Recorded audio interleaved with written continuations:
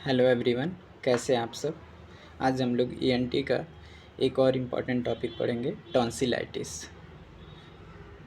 कृपया जो भी इस चैनल पे नए हो चैनल को सब्सक्राइब कर लें। देन हम टॉन्सिल के बारे में पहले टॉन्सिल के बारे में जान लेते हैं कि टॉन्सिल होता क्या है। टॉन्सिल ये टॉन्सिल आपका एक लंप ऑफ टिश्यू है जो लोकेटेड होता है बैक ऑफ थ्रोट पे। और ये क्या करता है, जो भी हमारे अंदर बैक्टीरिया और वायरस नोज और माउथ के थ्रू इंटर करते हैं उनको ट्रैप करने का काम करता है और ये इन्फेक्शन से प्रिवेंट करने का काम करता है। टॉन्सिल है, लंप ऑफ टिश्यू है, लोकेटेड होता है बैक ऑफ थ्रोट पे। पेयर में है, वन पेयर है, बैक ऑफ थ्रोट पे लोकेटेड होता है और ये ट्रैप करने का काम करता है। जो भी बैक्टीरिया या वायरस इंटर करते हैं माउथ या नोज के थ्रू उनको ट्रैप करने का काम करता है और इन्फेक्शन से प्रिवेंट करता है। ये आपका इन्फ्लेम्ड टिश्यू है, ये नॉर्मल टॉन्सिल था और ये आपका इन्फ्लेम्ड टॉन्सिल है जिसे टॉन्सिलाइटिस बोलेंगे। तो आगे टॉन्सिलाइटिस देखते हैं। टॉन्सिलाइटिस क्या है, इसका डिफिनीसन देख लेते हैं। An inflammation of the oval shape pad of tissue, यानी कि टॉन्सिल के बारे में बात हो रही है। द बैक ऑफ थ्रोट, जो कि लोकेटेड होता है बैक ऑफ थ्रोट में। अगर जो टॉन्सिल में इन्फ्लामेशन हो जाए तो उसको टॉन्सिलाइटिस बोलते हैं। इसके कॉजेज और रिस्क फैक्टर क्या हैं? वायरल इन्फेक्शन हो सकता है और बैक्टीरियल हो सकता है। वायरल इन्फेक्शन में adeno virus, rhino virus, corona virus और भी बहुत सारे हो सकते हैं वायरस। जो बैक्टीरिया में होता है mainly gram positive cocci bacteria होते हैं जो अपर रेस्पिरेटरी ट्रैक्ट में इन्फेक्शन काज करते हैं, वो भी इसमें कॉज करते हैं। जैसे स्टेप्टोकोकस हो गया, स्टेफाइलोकोकस हो गया, न्यूमोकोकस हो गया और भी बहुत सारे हैं। अब इसका हम टाइप देखते हैं। टाइप में एक्यूट टॉन्सिलाइटिस रैपिड ऑनसेट होता है और ये बैक्टीरियल और वायरल दोनों हो सकता है। जो एक्यूट टॉन्सिलाइटिस है ये रैपिड ऑनसेट होता है और ये बैक्टीरियल और वायरल दोनों इन्फेक्शन हो सकता है, बैक्टीरियल और वायरल दोनों हो सकता है। जबकि क्रॉनिक टॉन्सिलाइटिस ये बार बार या तो रिकरेंट एक्यूट अटैक की वजह से हुआ हो, एक्यूट अटैक की वजह से हुआ हो, और ये बैक्टीरियल इन्फेक्शन है। ये केवल क्या है, बैक्टीरियल इन्फेक्शन है, इसमें वायरल इन्फेक्शन नहीं होता है। जनरली वायरल इन्फेक्शन 1 से 2 हफ्ते ही रहता है, उसके बाद वो ख़त्म हो जाता है।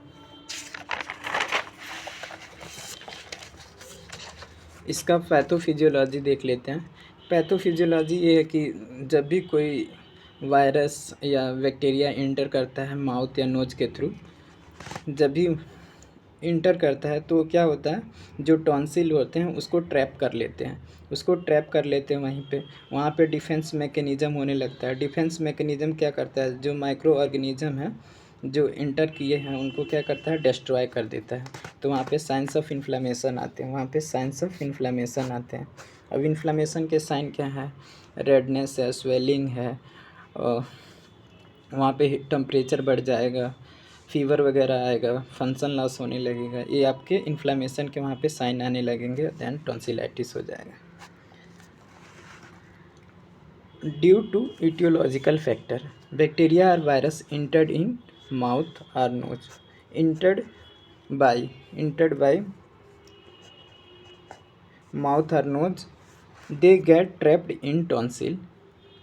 वो क्या होते हैं, टॉन्सिल में ट्रैप्ड हो जाते हैं, जिसके वजह से वहाँ पे डिफेंस मैकेनिज़्म होता है। वहाँ पे डब्ल्यू बी सी में न्यूट्रोफिल्स वगैरह आते हैं और वहाँ पे डिफेंस मैकेनिज़्म होने लगता है, जिसके वजह से वहाँ के जो भी माइक्रो ऑर्गेनिज़म इंटर किया है वो डिस्ट्रॉय होने लगते हैं और वहाँ पे साइंस ऑफ इन्फ्लामेशन आने लगता है। साइंस ऑफ इन्फ्लामेशन आएगा तो वहाँ पे टॉन्सिलाइटिस हो जाएगा। टॉन्सिल में इन्फ्लामेशन होगा तो टॉन्सिलाइटिस हो जाएगा। इसके क्या क्या सिम्टम्स आते हैं, साइंस वही आएंगे, रेडनेस होगा और स्वेलिंग होगा, फीवर भी आ सकता है। आपको हेलिटोसिस मिलेगा। हेलिटोसिस क्या है कि बैड ब्रेथ है, फाउल स्मेलिंग आएगा, जब भी वो पर्सन सांस लेगा तो फाउल स्मेलिंग आएगा। सिम्टम इसके क्या है, सोर थ्रोट है, throat pen and swelling, throat pen and swelling. Dysphagia, dysphagia क्या होता है? स्वेलिंग डिफ़िकल्टी, स्वालोइंग डिफ़िकल्टी होती है, निगलने में दिक्कत होती है। फीवर एंड हेडेक होगा, फीवर एंड हेडेक भी हो सकता है। Enlargement of lymph node, lymph node में इनलार्जमेंट होगा। ये पेन कहाँ रिफ़र कर सकता है? ईयर में। ईयर में कैसे करेगा? स्टेकियन ट्यूब के द्वारा, स्टेकियन ट्यूब के द्वारा ईयर में भी पेन क्या कर सकता है? रिफ़र कर सकता है। हेलिटोसिस होगा, हेलिटोसिस साइन में भी आ जाएगा, वेट ब्रेथ वगैरह, वो फाउल स्मेलिंग होगी। स्नोरिंग हो सकता है, स्नोरिंग जब टॉन्सिल में इन्फ्लामेशन होगा तो स्नोरिंग हो सकता है, रात में जब सोएगा तो आवाज़ आएगा। डायग्नोसिस इसका कैसे करेंगे? सबसे पहले हिस्ट्री कलेक्शन लेंगे। हिस्ट्री कलेक्शन में क्या? प्रेजेंट, पास्ट, अगर जब पास्ट में भी हो रहा है तो वो क्रॉनिक हो सकता है, पास्ट में भी बार बार हो रहा था तो क्रॉनिक हो सकता है। फिजिकल एग्जामिनेशन, फिजिकल एग्जामिनेशन में वही साइन वगैरह देखेंगे कि इसमें रेडनेस है कि नहीं, स्वेलिंग है कि नहीं, हेलिटोसिस वगैरह है कि नहीं। इस एक रैपिड स्ट्रेप टेस्ट होता है, rapid strep test. Throat swab culture, इसमें क्या करते हैं? स्वैब को माउथ के अंदर इंटर करते हैं टॉन्सिल के पास, वहाँ से जो डिस्चार्ज वगैरह है, सलाइवा वगैरह, वहाँ से टॉन्सिल के पास से लेते हैं और उसका कल्चर कराते हैं। और कल्चर करा के देखते हैं कि उसमें वायरल इन्फेक्शन है या बैक्टीरियल इन्फेक्शन है। उसके बाद उसी के यहाँ पे ट्रीटमेंट करते हैं।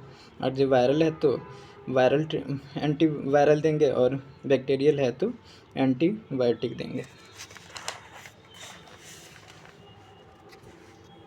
और ट्रीटमेंट एंड मैनेजमेंट, ट्रीटमेंट में क्या? बेड रेस्ट का एडवाइस देंगे, बेड रेस्ट के लिए एडवाइस देंगे, बेड रेस्ट के लिए। और उसको सॉफ्ट डाइट देंगे, सॉफ्ट डाइट देंगे, ग्रीन वेजिटेबल्स वगैरह देंगे, एडवाइस करेंगे।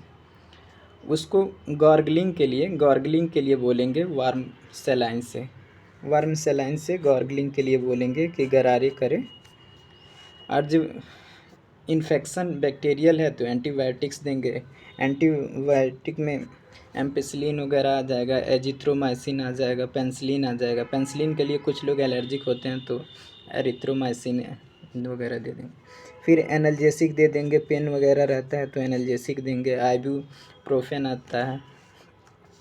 और ऐसा टॉन्सिलाइटिस जो एकदम ज़िद्दी है, जा ही नहीं रहा है, बार बार रिकरेंट हो रहा है, और पेशेंट को क्या हो रहा है? खाने में दिक्कत हो रहा है, बोलने में दिक्कत हो रहा है, तो उस केस में हम टॉन्सिलेक्टॉमी करते हैं, टॉन्सिलेक्टॉमी करते हैं।